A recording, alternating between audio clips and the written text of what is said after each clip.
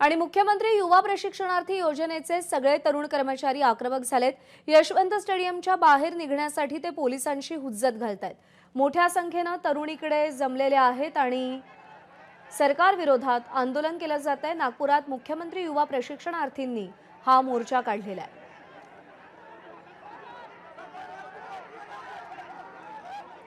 रजत वशिष्ठ आपले प्रतिनिधी आपल्याला अधिक अपडेट देतील। रजत, काय प्रमुख मागण्या आणि परिस्थिती नेमकी काय आहे तिथे?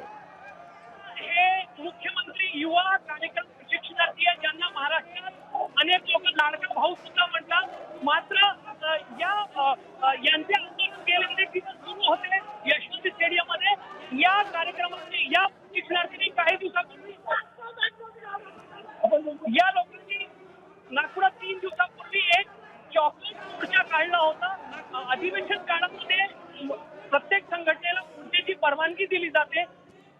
यांना या संघटनेला जो परवानगी मिळाली होती त्या अंतर्गत त्यांनी मोर्चा काढलेला आहे। मात्र आज पुन्हा हे रस्त्यावर उतरू इच्छितात। हा परवानगी आजची मोर्चाची नाहीये आणि तुम्ही पुन्हा आंदोलन रस्त्यावर जाऊन करू शकत नाही। वाटलं यशवंत स्टेडियमच्या आत आंदोलन करता येईल असं पोलिसांचं आणि प्रशासनाचं म्हणणं आहे। मात्र कार्यकर्ते जे आहेत ते आक्रमक झालेले आहेत आणि ते बाहेर रस्त्यावर जाऊ इच्छितात आणि त्या कायदा सुव्यवस्था थांबवण्याच्या दृष्टिकोनातून पोलीस त्यांना बाहेर जाऊ देत नाही। पोलिसांची मोठी तुकडी इकडे तैनात करण्यात आलेली आहे। या सगळ्या विद्यार्थ्यांचं युवा प्रशिक्षणार्थींचं नेमकं म्हणणं काय आणि परिस्थिती एवढी हाताबाहेर का गेली आहे? प्रज्ञा, तुम्हाला आठवत असेल विधानसभा निवडणुकीच्या पूर्वी एकनाथ शिंदे मुख्यमंत्री असताना ही युवा प्रशिक्षणार्थी योजना जी आहे ती विविध विभागांमध्ये लागू करण्यात आली होती आणि 10,000 रुपयाचा स्टायपेंड देण्यात येईल अशा पद्धतीत करण्यात आलेला होता। मात्र निवडणूक संपल्यानंतर यांना ते 10,000 रुपयाचा स्टायपेंड मिळत नाहीये आणि त्यामुळे हे जे आंदोलक आहेत ते नागपुरात गेले अनेक दिवसापासून आंदोलन करत आहे आणि त्याच अनुषंगाने एकदा मोर्चा त्यांनी काढलेला आहे। मात्र आता पुन्हा मोर्चा काढायचा, आम्हाला पुन्हा रस्त्यावर जायचं, विधानसभेच्या दिशेने जायचं। त्यामुळे आज जेव्हा हे कार्यकर्ते हे जे तरुण आहेत नागपूर महाराष्ट्रातील विविध भागातून आलेले आहेत ते आंदोलन ठाम आहे आणि पोलीस त्यांना आंदोलनाची परवानगी देत नाही। महिला पण आहेत, तरुणी आहेत, तुम्ही पाहू शकता दृश्यांमध्ये कशा पद्धतीने या ठिकाणी पोलिसांसोबत महिलांची धक्काबुक्की होते आणि एक एक कार्यकर्त्याला ताब्यात घेतलं जात आहे आणि पोलीस जे आक्रमक कार्यकर्ते आहेत त्यांना ताब्यात घेऊन हळूहळू यशवंत स्टेडियमच्या बाहेर काढत आहेत। मोर्चाला परवानगी देण्यात आलेली नाहीये। या आधी जो मोर्चा काढला गेला होता त्याची सरकारने काही दखल घेतली का? यांच्या मागण्यांचा विचार झाला का? नक्कीच आज काही आमदार जे आहेत ते या ठिकाणी आले होते आणि उद्या या विषयावर मुख्यमंत्री युवा प्रशिक्षणार्थीची योजना आहे त्याबद्दल एक लक्षवेधी जी आहे ती आम्ही मांडतोय अशा पद्धतीचं एक आश्वासन काही आमदारांनी इथे येऊन दिलं। मात्र ते कार्यकर्ते आहेत या युवा प्रशिक्षणार्थी म्हणून या योजनेमध्ये लागले होते त्यांना सरकारच्या आमदारांचा तो आश्वासन मान्य नाही आणि त्यामुळे अशा पद्धतीने तुम्ही पाहू शकता ते विविध भागातून आलेले मुली आहेत, मुलं आहेत, त्यांना जे आहेत अरेस्ट केलं जात आहे आणि ताब्यात घेतलं जात आहे आणि हे जे मुली आहेत ते कुठून आला ताई, कुठून आला तुम्ही? सध्या हे सर्व मुली जे आहेत ते प्रचंड घाबरलेले आहेत कारण त्यांना हे अंदाज नव्हता की या आंदोलनामध्ये आल्यानंतर परिस्थिती अशी चिघळेल आणि आता कुठेतरी जो चित्र मी पाहतोय आंदोलनाचे नेते जे आहेत ते कुठेतरी बाजूला आहेत आणि सामान्य तरुणी जे आहेत ते पोलिसांच्या ताब्यात घेतले जात आहेत आणि ते प्रचंड सध्या घाबरलेले आहेत, भेदरलेले आहेत। अजूनही पोलीस जे आहेत या ठिकाणी येऊन जे स्टेडियमच्या सीडीवर वरती चढलेले कार्यकर्ते आहेत त्यांना खाली उतरवण्याचा प्रयत्न करत आहेत। मात्र अजूनही सर्व लोक जे आहेत ते खाली आलेले नाही। नेतृत्व कोण करता या आंदोलनाचं? कोणाच्या नेतृत्वात आंदोलन सुरू आहे? बालाजी पाटील चाकूरकर नावाचे एक या संघटनेचे नेतृत्व करणारे नेते आहेत आणि त्यांच्या नेतृत्वामध्ये गेले काही दिवस राज्यभर हा आंदोलन सुरू आहे। समोर दृश्यांमध्ये तुम्ही पाहू शकता पांढऱ्या रंगाचा कुर्ता पायजामा घालून ते उभे आहेत आणि सध्या ते कार्यकर्त्यांना शांत ठेवण्याचा प्रयत्न करतात।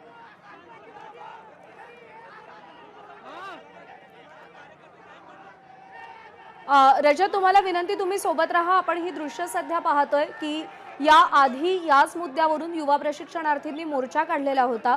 ज्यावेळी एकनाथ शिंदे मुख्यमंत्री होते त्यावेळी या युवा प्रशिक्षणार्थींसाठी 10,000 रुपयांचा स्टायपेंड मंजूर करण्यात आलेला होता, पण तो निधी मिळत नसल्यामुळे हे सगळे युवा प्रशिक्षणार्थी प्रचंड आक्रमक झालेले आहेत.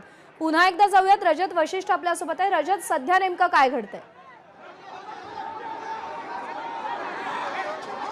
प्रज्ञा, आता पोलीस जे आहेत ते पुढे सरसावले आहे आणि जे नेतृत्व करणारे आहेत त्यांना ताब्यात घेतलं जात आहे. तुम्ही बघा दृश्यांमध्ये बालाजी पाटील चाकूरकर जे आहेत त्यांना ताब्यात घेतलं जात आहे आणि आता ही परिस्थिती जी आहे ती इथे हाताबाहेर जात आहे. बालाजी पाटील चाकूरकर आणि त्यांच्या सोबत जे कार्यकर्ते आहेत ते स्वतःला ताब्यात देण्यास तयार नाहीत आणि या ठिकाणी दुसऱ्या बाजूला शेकडोंच्या संख्येने तरुण आंदोलक आहेत. जे तरुण आंदोलक आहेत ते आक्रमक आहे आणि पोलीस आणि SRPF जी आहे परिस्थितीला बळजबरीने हाताळण्यासाठी हे सरकार मुजोरपणा करतंय आमच्यावर. बालाजी पाटील यांनाही पोलिसांनी ताब्यात घेतलं आहे आणि त्यांना स्टेडियमच्या बाहेर नेलं जात आहे. पोलिसांच्या गाडीमध्ये बसून त्यांना बाहेर नेलं जात आहे. त्यामुळे आंदोलनाचे जे नेतृत्व करणारे आहेत त्यांना पोलिसांनी ताब्यात घेतलं आहे.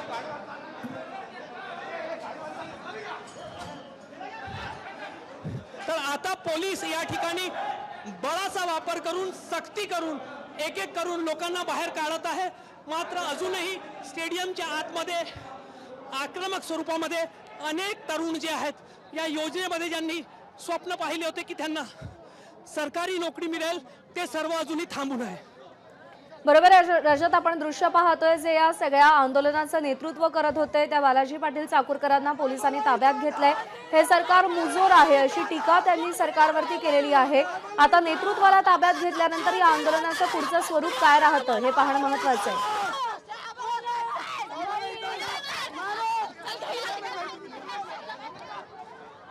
तर जे कोणी आक्रमक पवित्रा घेतात त्यांना ताब्यात घेण्याची प्रक्रिया सध्या सुरू झालेली आहे. ही दृश्य सध्या आपण पाहतोय. SRPF असेल, पोलीस असेल, हे सगळ्या तुकड्या इकडे तैनात करण्यात आहेत. रजत,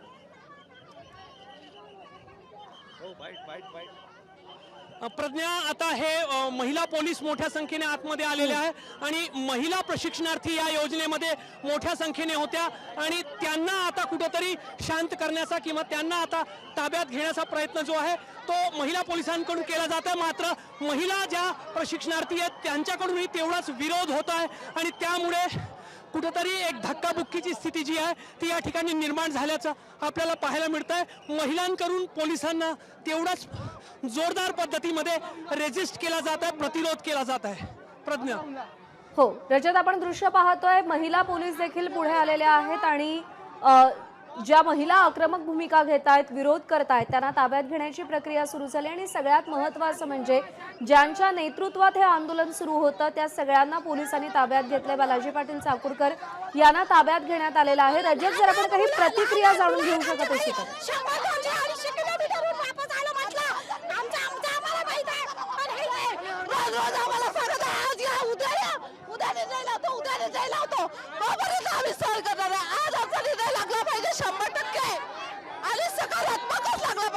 नागपुरातून जाणार नाही.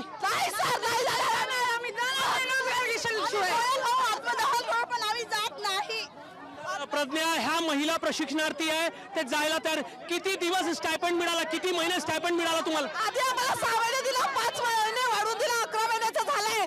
त्यानंतर आम्हाला कायमस्वरूपी रोजगार देणार होते तर आम्हाला चॉकलेट देऊन घरी पाठवलं. आम्ही इथे उपोषण करत आहे. आज आमचं शेवणीचं लाठीचार्ज करू राहिले, आमच्यावर महिलांवर पोलीस लाठीचार्ज करू राहिले. आम्हाला कोण आणून राहिले?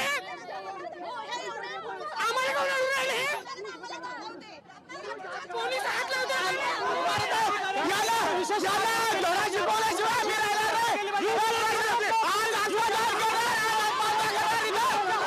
प्रज्ञा, अशा पद्धतीने आक्रमक भावना आहे.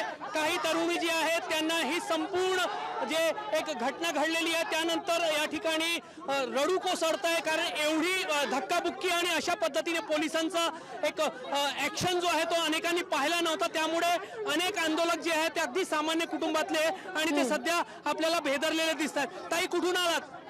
सर आम्ही भातुली तालुक्यातून अमरावती जिल्हा अचानक झालं हे सगळं? सगळं अचानक झाले अचानक. तुमचा एक मोर्चा निघालेला आहे म्हणून दुसऱ्या मोर्चाची परवानगी नाही असं म्हटलं जात. खूप मोर्चे काढले सर.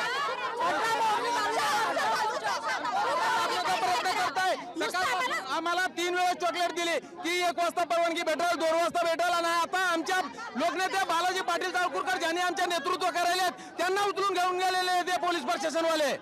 तर आता हा मोर्चा जो आहे तो कुठेतरी नेतृत्वविहीन झाल्यासारखी स्थिती झालेली आहे आणि त्यामुळे बालाजी पाटील चाकूरकर कुठे आहेत? आमच्या नेतृत्व करणारे बालाजी पाटील चाकूरकर साहेब यांच्यावर जे या रोजगारांसंदर्भात नेतृत्व करतात त्यांच्यावर या पोलीसवाल्या महिलांवर सुद्धा लाठीचार्ज केलेला आहे. नेते कुठे आहे तुमचे? आमच्या नेत्याला त्यांनी जेलबंद केलेलं आहे, घेऊन गेलेलं आहे. एक मोर्चा तुमचा निघाला होता, आज दुसऱ्या मोर्चाचा हट्ट होता असं पोलिसांचं म्हणणं आहे. आम्हाला परमिशन दिलं, आम्हाला सर्व काही दिलं, परंतु आमच्यावर या पोलीस प्रशासनाला लाठी चार्ज केलेला आहे. आमच्या महिला वर्गाला मारलेलं आहे, आमच्या पुरुष वर्गाला मारलेलं आहे.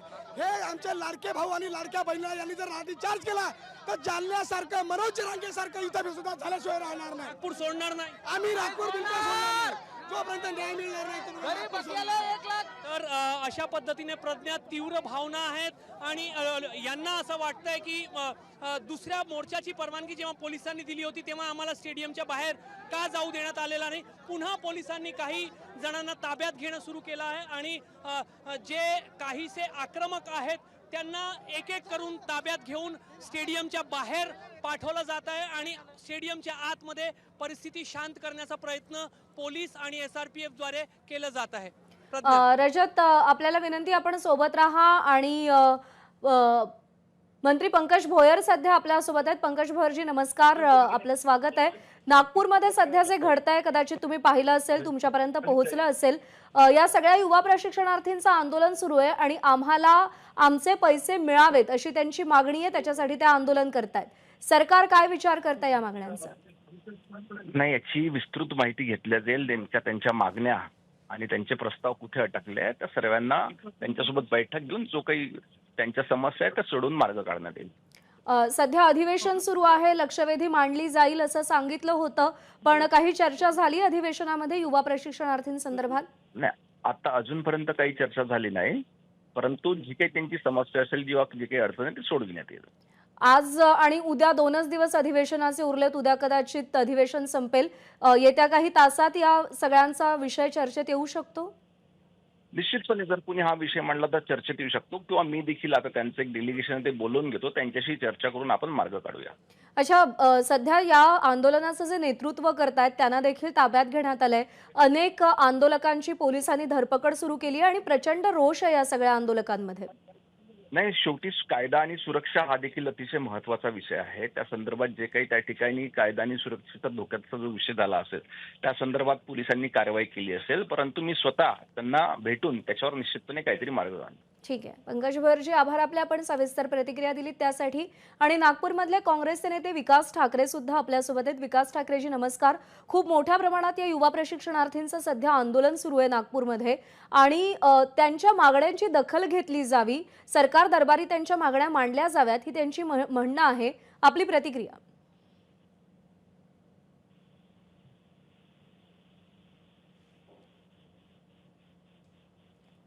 विकास ठाकरेजी, आवाज पोहोचतोय माझा आपल्यापर्यंत?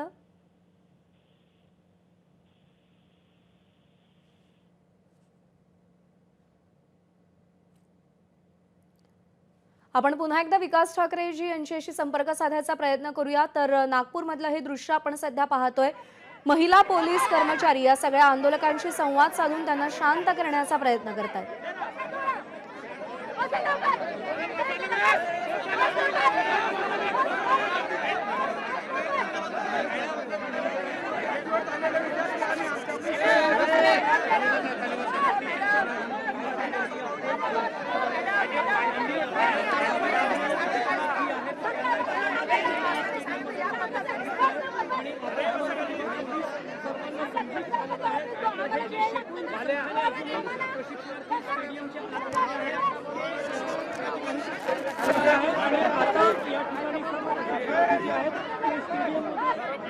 बसून आहे आणि आता काय होईल हे पुढील काही मिनिटांमध्ये तर सध्या परिस्थिती नियंत्रणात येताना आपल्याला दिसतेय. या सगळ्या आंदोलकांना शांत करण्याचा पोलिसांच्या वतीनं प्रयत्न सुरू आहे आणि आंदोलक सध्या नियंत्रणात आल्याचं आपण पाहतोय. एबीपी माझा, उघडा डोळे बघा नीट.